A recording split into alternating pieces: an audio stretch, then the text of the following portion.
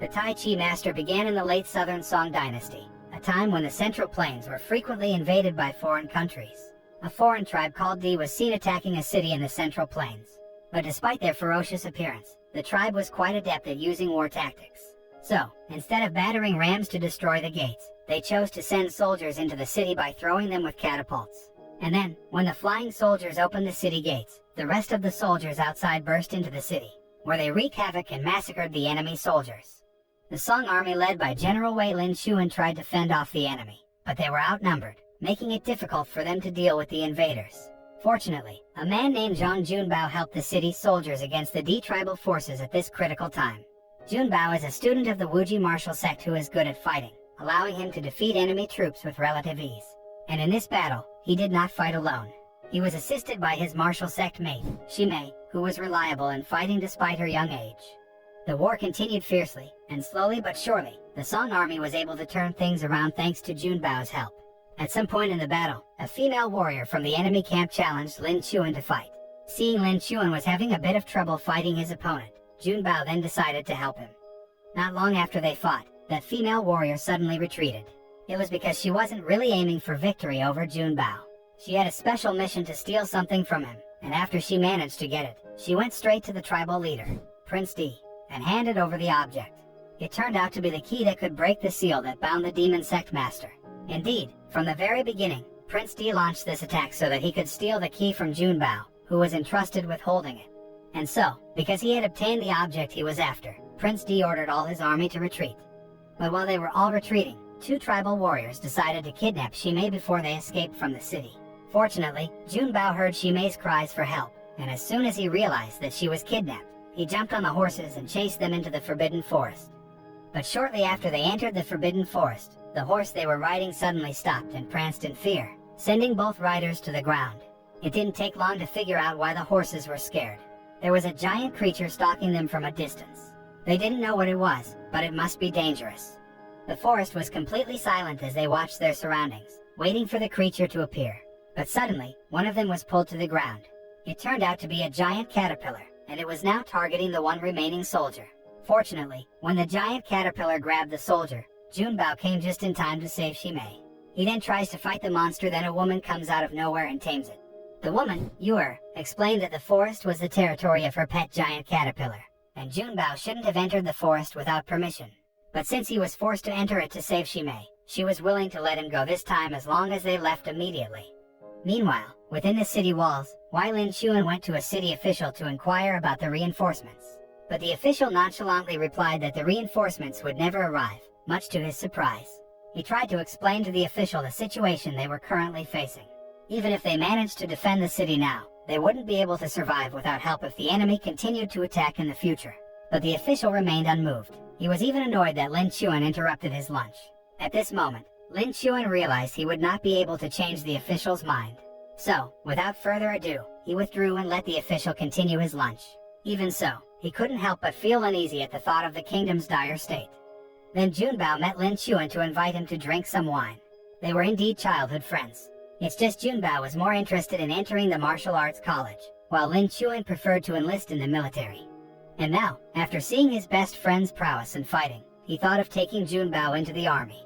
He believes his presence on the battlefield can help the kingdom defend its territory from enemy attacks. But unfortunately, Junbao rejected his offer outright, arguing that he had no interest in being on the battlefield all the time. And he still refused even though Linchuan had begged him. The scene then shows Junbao visiting an old man imprisoned for the past 12 years. The old man was none other than the great enemy of the Wuji sect, and the figure Prince Di wanted to free the demon sect master, Kui Tianxing. Junbao had often come to the prison to ask Tianxing to teach him the fighting techniques of the demon sect in exchange for wine. The Wuji sect forbade the students to learn and practice demon sect moves, but Junbao didn't care. Moreover, the day of the sect leader's selection ceremony will be held soon. He felt the new moves would be useful for him to win the selection. No other candidate would have thought he would use it. Indeed, the selection of the leader in the Wuji sect required the candidates to compete in the arena. And whoever wins the selection is the one who will become the new sect leader. When the selection day arrived, the second senior student became the strongest candidate to become the new leader, especially after successfully defeating the other participants. But just as he was about to be sworn in, Junbao, the first senior student, finally appeared at the last second, forcing the fight to continue. It didn't take much effort for Junbao to defeat his opponent. He could trounce his opponent with a single demonic move he had learned. The sect elders didn't like to see his technique. They denounced him, warning him never to learn and use the skills of the demon sect again. But here, Junbao argued that one could learn any martial arts because there was no such thing as a noble or evil technique. What matters is the heart and intention of the user, not the technique. But the elders ignored the principle because all they cared about was their own ideology. As a result, the event was disbanded because both parties insisted on their respective views. After everyone left, Junbao chose to relax while joking with Shimei. But a moment later, the smile on his face disappeared as he realized the key to the prison the sect master had entrusted to him was missing. At first, it made him worried and panicked. But now, he no longer thought about it. Meanwhile, at the demon sect headquarters, Yuer, daughter of Tianxing, who temporarily replaced her father as sect leader, was furious after learning that the sect members were secretly cooperating with the D tribe. And now, the D tribe came directly to her, asking for her cooperation in destroying the Wuji sect that had always protected the city. If she was willing to help them, Prince D would give her the key to free her father. Yet, Yuer refused to be their ally. And as soon as she declared her refusal, one of Prince D's men immediately attacked her with a deadly blow. Her subordinates knew the poison would kill her in 3 days if she left untreated, but they didn't move an inch to help her, as they had already shifted their loyalty to Prince D. She realized that she had no hope if she fought against them alone. So, she chose to run away. The next afternoon, Junbao did his daily routine by walking around while drinking wine. And after walking so far, he found Yuer leaning against a bamboo tree. Her condition worsens because of the poison that has spread to her body. But fortunately, Junbao, as a senior in the sect, always traveled with Wuji-style yin-yang pills that were effective in curing all kinds of poisons. Then he gave it to her. Slowly but surely, the poison in her body disappeared after she drank the medicine. Later that night, the combined forces of the D tribe and the demon sect finally attacked the Wuji sect headquarters to free Tianxing. And worse, there wasn't a single person from the Wuji sect who could stop them. As a result, the attackers could free him without encountering significant obstacles. At the same time as the attack happened, Junbao was chatting with Yuer, who had recovered. Shimei told him what had happened at their base, and he finally rushed back there. But unfortunately, he came too late. All the students and elders had been slaughtered, including the sect leader. But before he breathed his last, the leader gave Junbao a plaque of sect leader, saying that he and Shimei were the last descendants of the Wuji sect. Therefore, they must survive and continue to live by upholding goodness. As the days passed, Junbao finally realized that the key he was holding was stolen by the D tribe warrior while they were fighting. But even if he realized that now, it was already too late. He could not turn back time or bring back all his comrades and elders who had been killed because of his carelessness. All he can do now is carry out the last message from the leader: move on and do good in life. Then when night came, Tianxing, who had been freed, met his daughter, Yuer, and asked her to return to the sect with him. But of course, she did not immediately accept his invitation. Instead, she informs him of the betrayal of their people in favor of the D tribe, who she suspects are planning to use her father's power to rule the country after eliminating the Wuji sect. But apparently, Tianxing didn't really care about all that. He still holds a grudge against the entire kingdom, particularly the 8 martial arts sects that tried to eliminate the demon sect simply because his martial teachings were out of the ordinary 12 years ago. His wife even had to sacrifice herself to save Yuer back then.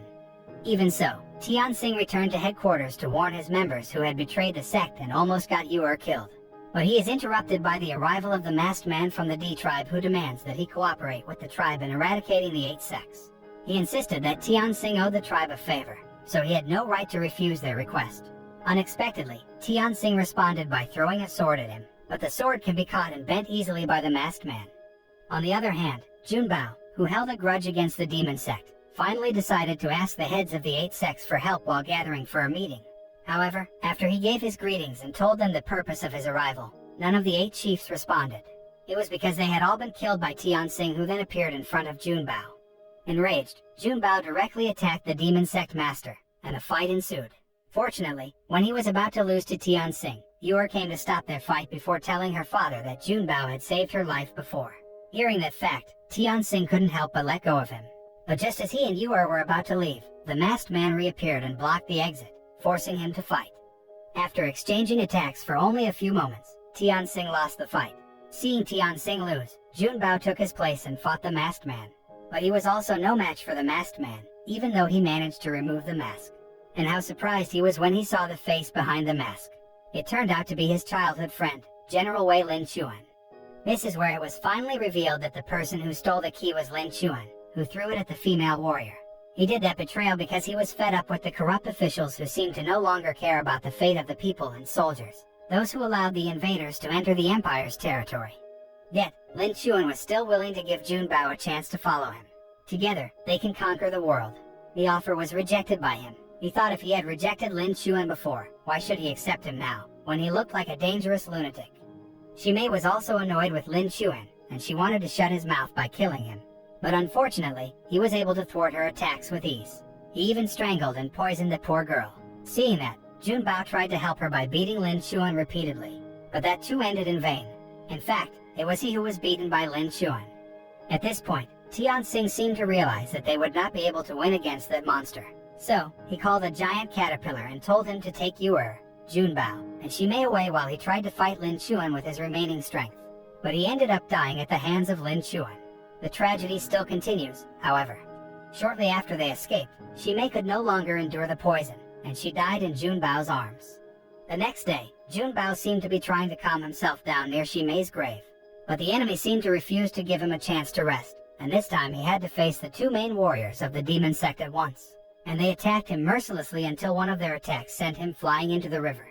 But here, Junbao finally got the peace he needed. He remembered the words of the sect leaders, Yu'er, Tianxing, and Linchuan, giving him inspiration on what to do. Then suddenly, two fish representing yin and yang swam around him. And somehow, it made him able to awaken by mastering all Wuji techniques and dark tai chi. Then, with his newfound power, he defeated two of his enemies. The scene then leads us to Prince D praising Linchuan's work. Their strategy and strength crushed the 8 major sects that played a dominant role in the country. Tomorrow, Prince D would begin his assault on the Central Plains and wanted Linchuan to be one of the army's leaders. But Linchuan didn't want to be Prince D's subordinate because he already had his own plans. With that, he then finished off the members of the tribe and attacked the prince. A moment later, Junbao and Yu'er finally arrived to end things. Even so, he still gave Linchuan one chance to repent. But Linchuan ignored his pleas, refusing to admit his guilt. He was already hurt after the world betrayed him. And so, their dispute had to be settled by a duel. But just as they were fighting, the giant caterpillar suddenly appeared to help Yu'er. Seeing the caterpillar sparked an idea in Linchuan's mind. He realized that Junbao's strength had greatly increased.